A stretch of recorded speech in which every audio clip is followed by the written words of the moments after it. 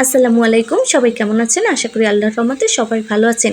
আজকে আমি সবার জন্য নিয়ে এসেছি ভুনা খিচুড়ি রেসিপি। ভুনা খিচুড়ি রান্না করার জন্য আমি প্রথমে আলুগুলোকে তেলে ভেজে নিয়েছি। এখন আমি মাংসটা কষিয়ে নেব। মাংসটা কষানোর জন্য আমি পরিমাণ মতো লাল মরিচ গুঁড়ো এবং পরিমাণ মতো হলুদ গুঁড়ো দিয়ে দিচ্ছি এবং পরিমাণ মতো আদা রসুন জিরে বাটা পেস্ট এবং পরিমাণ মতো লবণ দিয়ে ভালো করে মাংসটাকে কষিয়ে নিচ্ছি। এখন আমি দিয়ে দেবো এলাচ, দারচিনি, তেজপাতা, লবঙ্গ, কালো গোলমরিচ দিয়ে আমি মাংসটাকে ভালো করে কষিয়ে নিয়েছি।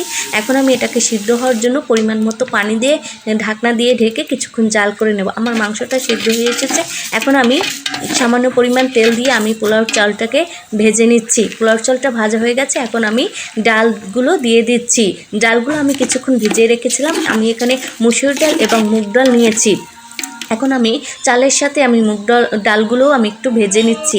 এরপরে আমি কষানো মাংসগুলো আমি দিয়ে দিয়েছি এবং এটাকে ভালো করে মিক্সড করে আমি পরিমাণ মতো পানি দিয়ে দিয়েছি চালটা সিদ্ধ হওয়ার জন্য। এখন আমি ঢাকনা দিয়ে অল্প আছে কিছুক্ষণ জাল করে নেব। কিছুক্ষণ জাল করার পর আমার পোলাও খিচুড়িগুলো হয়ে গেছে, অনেকটা ঝরঝরা হয়েছে। আমি এখন চুলা থেকে এটাকে নামিয়ে কিছুক্ষণ ঢেকে রাখবো। হয়ে গেছে আমার আজকের খিচুড়ি। আশা করি ভিডিওটি ভালো